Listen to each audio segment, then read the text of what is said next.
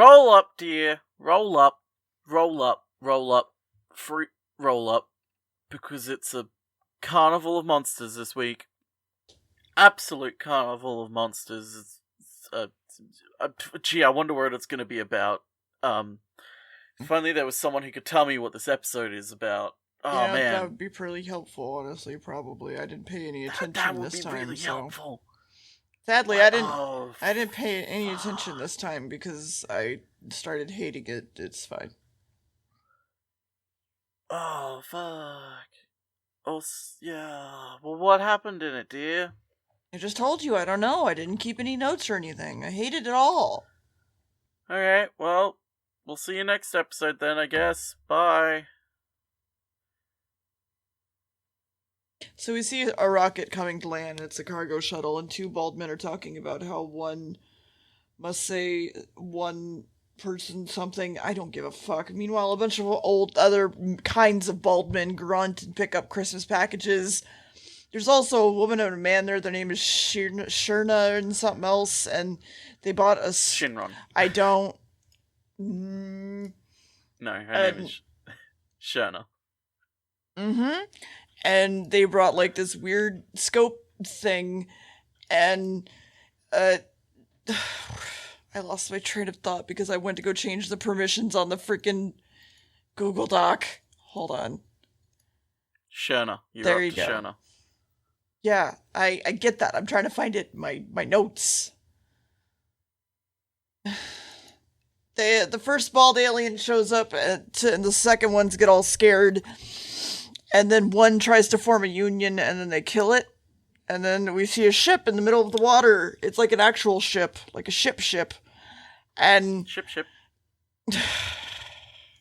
Then the TARDIS whooshes in under the deck, and the aliens, meanwhile, are taking off their space suits, and they're fucking clowns. And it's the bald secondary aliens are watching. And apparently it's a Carnival of Monsters in that little box, and then the first bald aliens show up and go, they're Lermans. My name is Vorg, and this is Shira. And then the first alien visitors here. Inferior races and all that. Meanwhile, the Lermans show off that the scope has a system defect, haha. And then the doctor still can't figure out why the air smells bad here. And he's like, this is weird. I don't know where I am. And they go outside to check, and... something alive scares Joe, and it's a box full of chickens. And they're like, alright, well, this is headed to Singapore, so that's weird. So they head outside. Meanwhile, there's something wrong on the ship, and they sneak around. And a very rich Englishman and his daughter are prancing around and being very rich and very English. And and then the captain and the daughter go walk around the deck while the dad falls asleep, because the doctor and Joe need to sneak out. Doctor thinks this still isn't Earth. It just looks like it. Joe steals a newspaper, goes, look, it's 1926. This is exactly where we are, and let's just go back to the TARDIS. And Joe's like, I want you to admit that we're on Earth, you motherfucker. And then we hear screaming and growling, and there's a plesiosaurus outside. No, that's it. There's just a fucking plesiosaurus outside. Yep. A plesiosaurus. Why is there a plesiosaurus, dear? What? Joe and the doctor sneak out, get caught, fake themselves as passengers. Then the captain finds them, goes, you're not passengers. Then the original bald aliens are wondering why the other ones are wanting to be unionized, and they don't like it. The doctor and Joe are being placed in a cabin and stop to look at a thing on the floor that no one else can see. It's a metal octagon. Then they're locked in a room. The metal was unknown on Earth, so they can't be on Earth, right? The name of the ship is weird. It was a ship that apparently vanished, and no one knew what happened on June 4th. Today, June 4th. Also, Joe noticed the clock is weird. And shouldn't it be, like, nighttime? Also, Joe stole the keys, and now they escape. Meanwhile, bald aliens confused why they're entertainers, and what does that mean? Amusement is prohibited here. But they need to decide if they're given entrance visas. They're like, nah, fuck it, go away. And then their president Zarb apparently called for them, and he's like, look, and then the lady's like, wasn't that actually like a wrestler we met? And he's like, shh. Meanwhile, the Doctor and Joe can't get the plate from the ship floor. We gotta get to the TARDIS. There's a tool in there we need. Time is apparently resetting itself here over and over again. They're talking about Englishmen things and English things and rich things again. Everyone here is programmed to repeat like a specific behavior thing. So, why is there a I was about to say plesiosaur. Plesiosaurs. But then but this time the Doctor and Joe wind up getting out in time before they're caught. So back to the TARDIS, and then Joe screams, and the Doctor comes out of the TARDIS. He's like, "What?" And we see a giant hand reaching in, and it picks up the TARDIS, and that's the episode. Oh my god, there's a giant hand picking up the TARDIS? What? That's crazy. That's fucking crazy. So, fun fact, according to Katie Manning herself, the noises of the chickens in episode 1 that we see, they're actually made by her. She made the noises of the chickens that you hear. So she's a pretty authentic chicken.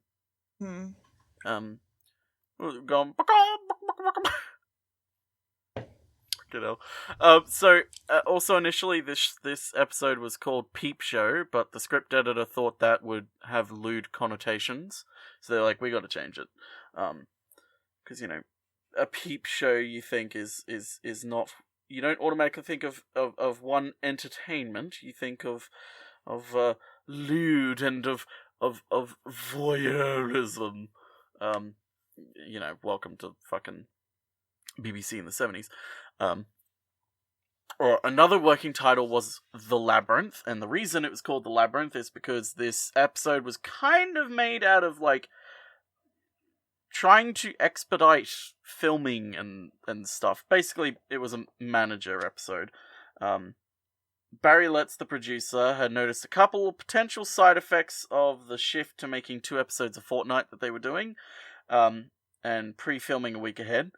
One was that if you made a story in January, the locations were cold and miserable because it was winter, but if you made it in June, then you were likely to pull it off without getting the flu, and that getting fucking sick.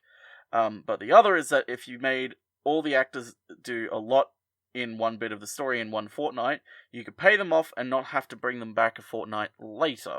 So basically, if you just tried to film as much as possible in one fortnight, you could save a shit ton of money. So Robert Holmes, the writer, was basically asked to devise a story where 2 sets of characters who never meet are influencing one another for 4 episodes, allowing for the largest possible number of sets per episode. His solution was The Labyrinth, which is vaguely similar to this. There are slight variations, but another reason that they did it like this was because if they made the story in a summer and held it over later, they could all go off on their holidays and start the next block of recordings with the scripts already. So they wouldn't, like, record one and then have, like, the next script be written as they were recording that. They would actually have all the scripts ready to basically record. That meant that John Pertwee was then, like, able to block out sort of recording schedules because he was very much in demand. If you remember the talking about in The Damons, where he got in a bit of trouble with scheduling wise because he had cabaret shows on, etc., etc. But yeah, so that's what this episode is. That's why this episode is a bit weird about the way it works with the 2 sets of characters and then coming together. It's a bit unconventional Doctor Who wise. Normally they'd meet pretty quickly, but in this one they held it off for that reason specifically. Anyway, what happens in the next episode, dear? Apparently the whole deck was opened up and Joe can't really comprehend what happened. The Lurmans show the TARDIS and they're just like, oh, we should put it back.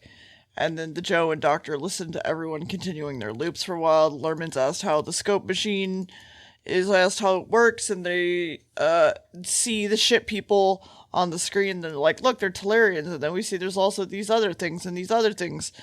And there's also this really violent thing that lives in here, and this is to be entertainment. And they're all in miniaturized environments. And then we see that the Englishman doesn't recognize the Doctor. That's funny, hee hee.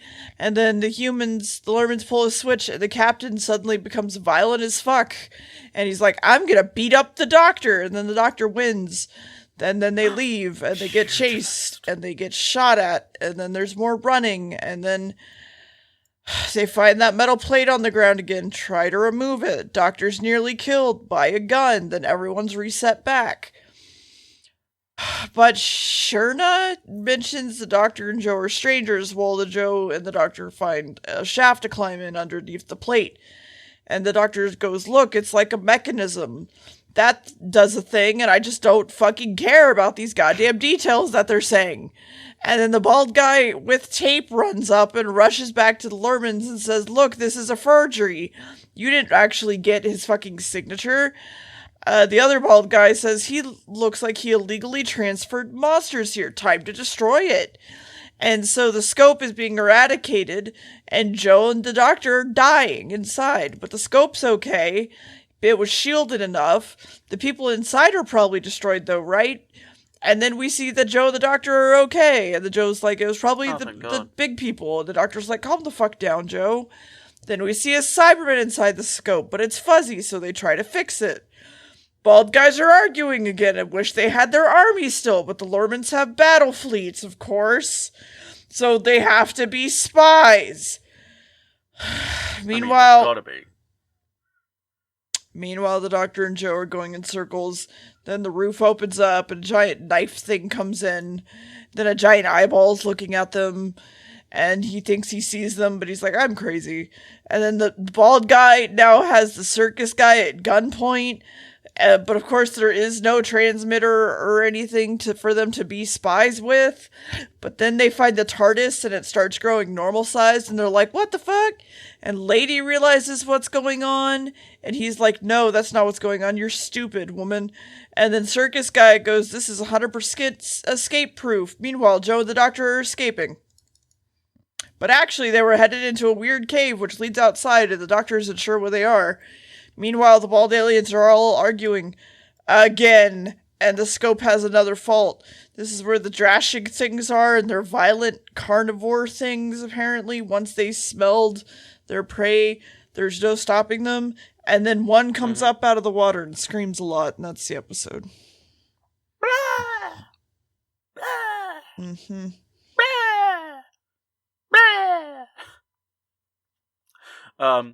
Real quick, as you may think, they would have done. Actually, the clips of the Ogron and the Cybermen were not old clips. They were actually just filmed specifically just for this episode. So technically, this is the Third Doctor's first story with Cybermen. Kinda. You could. So, yeah, initially the episode was called Peep Show, but they changed it to Carnival of Monsters because of the line that Vorg says, well, come see my Carnival of Monsters. Basically, Terrence Dix was like, that'll do, that's a great story. Also, Robert Holmes, he's a very well-read man. He, don't know if you noticed, but he uses the word Tellurian, to describe Earthers or humans, which is I believe, Greek? Very old Greek, or Latin, I forget. A very old, sort of term to mean from the Earth. Like, it's a very, like, oh, okay, you're a smarty, are you? Okay, got it. Type shit. But this was also another episode that Barry Letts directed, with his contract allowing him to do one per season. He was like, this one is mine! Which is why the last one he did was Terror of the Autons, I believe. But that's what it is. Fun fact about the Drashigs, dear. They... so Robert Holmes knew that he had drawn the short straw with the production budget for this episode. He knew the budget was not going to be great. because some episodes you just have to sacrifice budget just to get an episode done. So he made the Drashigs out of an anagram of dish rags, because that's what they actually were on set, to basically to represent to the actors that that's what they were. They had the CSO, the sort of yellow cutout, and also a dish rag to sort of show, hey, this is where it's looking, this is where its head is. So anytime you're looking at it, it's just a dish rag on set.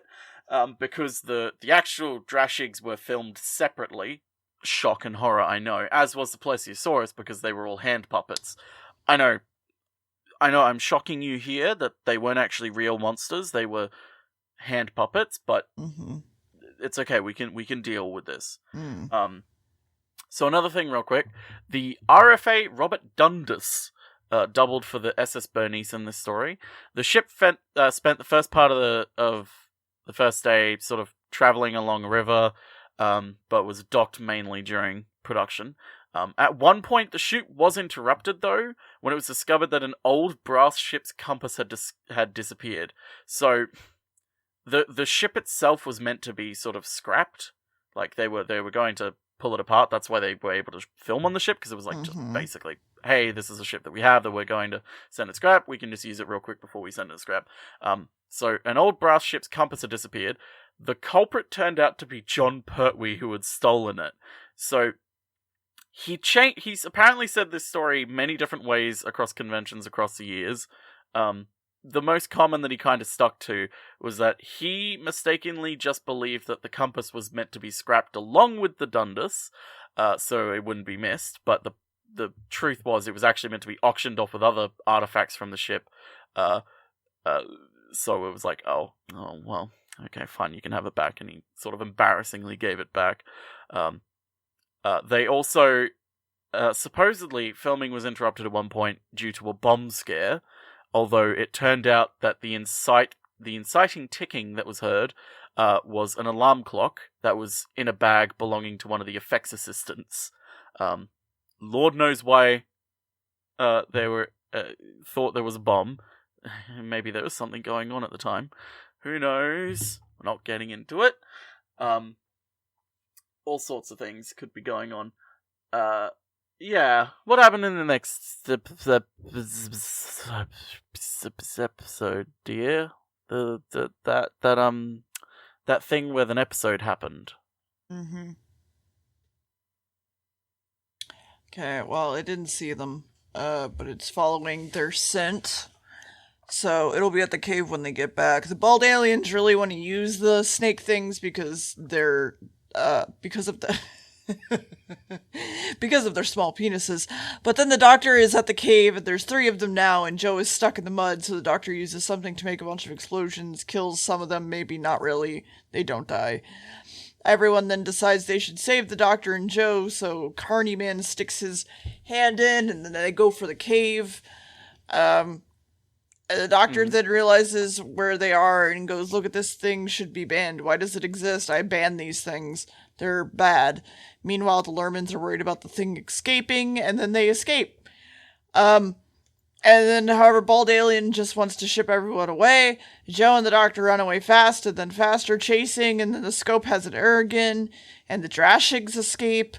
The Bald aliens hear it, and then Bald, we actually actually wanted them to escape, because he can start a war so they can feel powerful about their tiny penises. Then Joe and the doctor come up to a hole, and it's really deep, and let's go back to the ship. There's, the ship, and get all the rope there and bring it here. Okay, so they do, and then the captain comes down and they find Joe, and they take her away, and she's like, Bald guys are talking about rebellion. The overthrow czar, but the Eradicator will stop their plan, so what do? While Joe and the daughter talk and have tea and tries to unbrainwash her, but she can't. Then the Drashigs are on the ship and the doctor might die. Well, the ship is having trouble. We gotta kill it with dynamite. The Lurians are allowed to leave with the machine now, but more shit's going on. The monster of the Drashig, whatever's popped out of the middle of the ship. The doctor is passed out downstairs. Now it's time to be an Englishman, they say, and while downstairs everyone's throwing dynamite at other things and shit. Ugh. The scope is having a power failure now because one of the dudes on the ship threw dynamite. Then the ship has a time reset. They forget about everything. Doctors climbed into the scope and looked around and finding another plate. Joe runs outside the ship and the doctor has gotten out of the scope. Oh, that's the episode though. Oh, he's tumbling out. He's gone, oh, oh, oh, Yeah. I'm out now. I'm out. Help me. Please, God, help me. Mm-hmm. Help. No. Oh. So, the subplot about an attempted overthrow of the illustrious President Zarb was introduced after Terrence Dix was concerned that, as the story was originally structured, the only real threat that was facing Vorg and Scherner was the penalty for breaking import regulations, and that's not really a threat. It's like, oh no, we're going to have to pay a fine, and we're going to be deported from this country that we're just visiting for business reasons anyway. So that's why that's in there. Also, Pletrak, we'll go through a little bit of the original script. Pletrak was originally called Pletrak 4. Orim, Kalik, and the Unseen Zarb were named Grig 07, X10, and X8 respectively. They had much more weirder names. Much more sci-fi names, which is quite humorously brought up by, I believe it was Pletrak,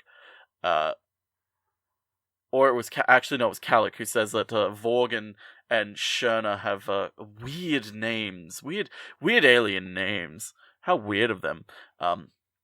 Also, the miniscope was known as the Strobe, and one of the things that I do love about this specific episode, about number 3, is that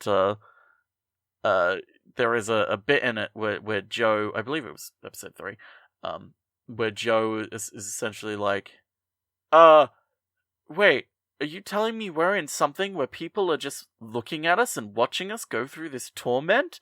That's awful, they must be horrible, evil people! Which is your lovely meta scene for the day.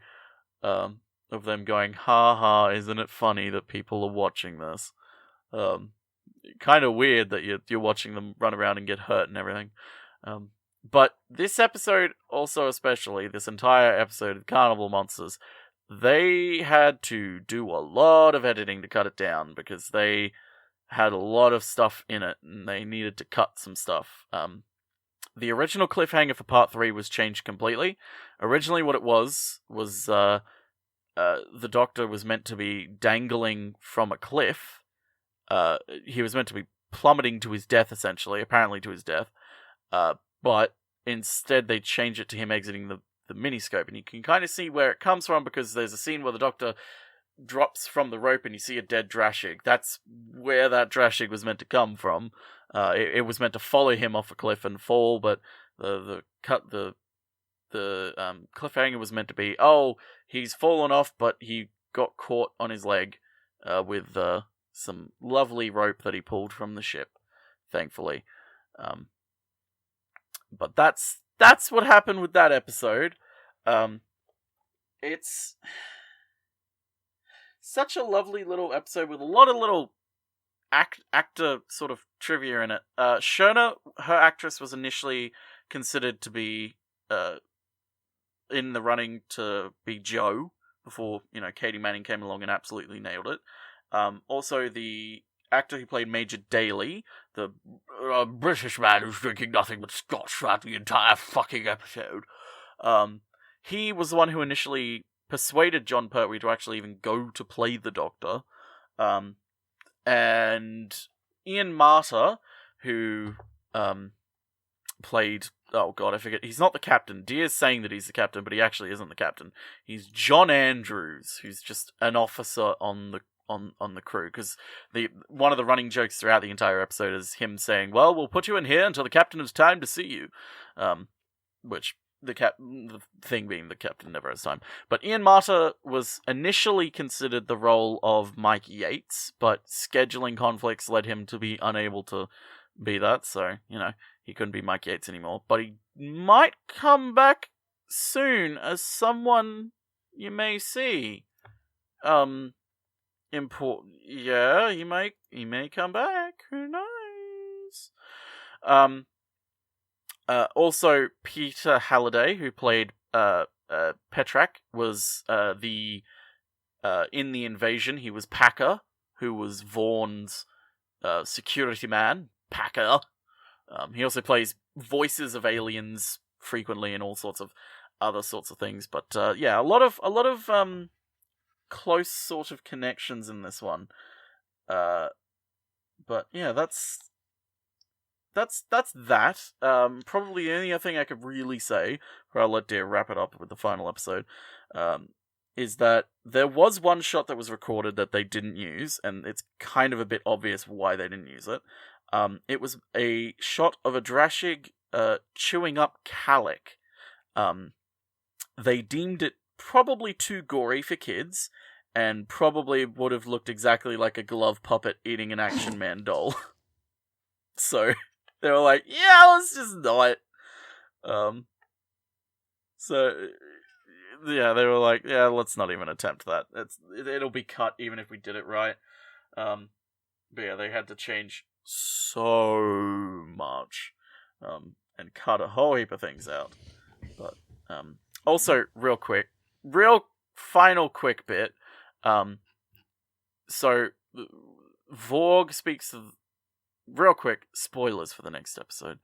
Vorg speaks to the Doctor in Palair, which I believe is also known as Polari, which is a specific language that is like a mixture of it's like a slang by British actors that has British slang. I believe it has some Romani in there, and it's mainly used by, supposedly, the historical context is some actors, circus performers, showground, those, some merchant navy sailors, and underground gay subculture. It's one of those things that's kind of been around for a bit, so it's iffy on the origins of it, but it's a mixture of Italian, London slang, Romani, rhyming slang, and all sorts of little languages here and there, little bits of slang languages. It also had Yiddish in it as well. Yeah, it's one of those weird languages that's kind of fascinating, exists to begin with, and the use of it. You could go into a massive deep dive if you want about it. But what he says to the Doctor is actually a real sentence in Palair. And he says, Parley the Carney, and he says, do you talk the Carnival language? Vada the Bona Palone. He says, look at the good-looking young girl. Nient denari here, ye dills. No money to be made here, So they, again, Doctor Who, when they have foreign languages, or any type of other language that is actually real, they, don't just put in gibberish and say, no, this is definitely that language. They do actually put the proper language in, which is always appreciated and avoids awful cringe. Anyway, what happens in the final episode, dear? The Doctor regains his sight because he's outside the scope and everyone's scared, wants to eradicate him, and the bald dude stopped the other dude from using the eradicator because reasons. Doctor finally speaks up and they go, shut the fuck up, please. And the Doctor's like, no, you. Doctor finds out where he is and goes, good, my TARDIS is here. Cool. Look, it's a mini scope. Doctor goes, everyone here is in trouble. I'm the Doctor. And he goes, if you let me save Joe, I won't get you guys in trouble because you're not supposed to have this. Lorman thinks the Doctor is Carnival and he tries to talk to him and he doesn't understand what the fuck he's saying. Lurians come up and they're like, alright, whatever. And by the way, Joe is trapped in here. I gotta save her. But then the dude calls everyone in the scope livestock, and all the life support systems are dying, so everyone inside's gonna die. So that sucks. Jo is hiding on the ship while they search for her. They also find out that the bald guys made the Eradicator useless and hid the part in the showman's bag to blame it on them. Jo is looking for the doctor still, gets caught again. But then we see Drashig is trying to get through the outer hull, so Min tried to leave. So the showman and his girl try to leave, and they get stopped. And the doctor is looking around in the machine, and he wants to go back inside. But the dude's like, I don't know how it works. And he's like, well, fuck. It's because the circuit's broken. Here, let's do this. I can return everybody to where they came from. Bald guys are commanding the secondary bald guys around again. Cry about being eaten. If they don't escape, they're gonna die and everything. Because they apparently destroyed the Eradicator. The bald fucks go, don't leave, even though you wouldn't be fucking leaving. Because he wants to go, the doctor wants to go inside the scope. Which is... So they turn on phase 1 of the thing anyway, so he can go inside the scope, and then they destroy the fucking machine that he used to do that, because of course they do, because he's angry. And Jo is back at the hole, and the doctor goes, are you there? And he goes, yes. And then meanwhile, the power is at critical. What are they going to do? Everyone on the ship is dying or stuff. Meanwhile, they've escaped, and the Drashigs are here to fucking kill everyone. And then Carnival Man goes, oh, that part, puts it in the Eradicator, shoots the Drashig, saves the day. Then he remembers his old army days, and then goes to pull phase 2 of the switch, and everybody's saved. The Doctor and Jo are now outside of the thing, even though they should have been sent to Earth. Or wherever. And then... It's whatever.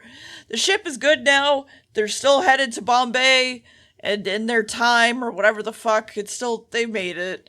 But now... they're going to give the Lermans a reward for saving the planet. And they're like, oh, yes. Wait, no, I don't have money. Wait, do you want to play a game? And then they fucking do the, thing where there's, a pea or a piece of cork underneath a cup. And you got to figure out which cup it's under. And then the doctor just fucking leaves. Oldest trick in the book. And the doctor just fucking leaves. Yeah, because he wins. Vorg gets some money, and he tricks Petrak. He tricks him real good. He tricks that man. He gets all that money. He's gonna leave with so much money in his pocket. Anyway. What'd you think? Like a 2. It's not that bad. I'm so sick.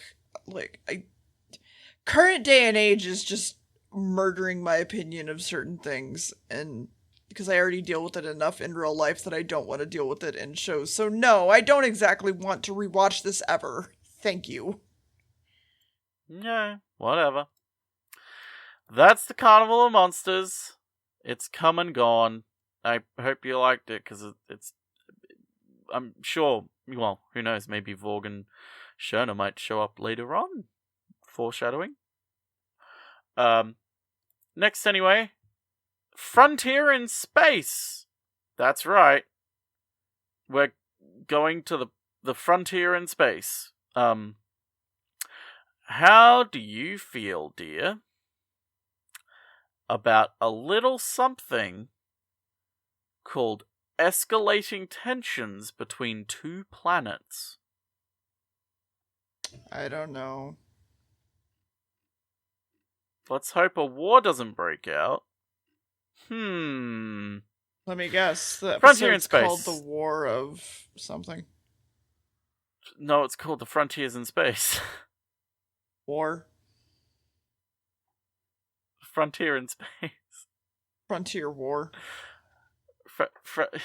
Okay, whatever. Next week, Frontier in Space. Goodbye. Bye.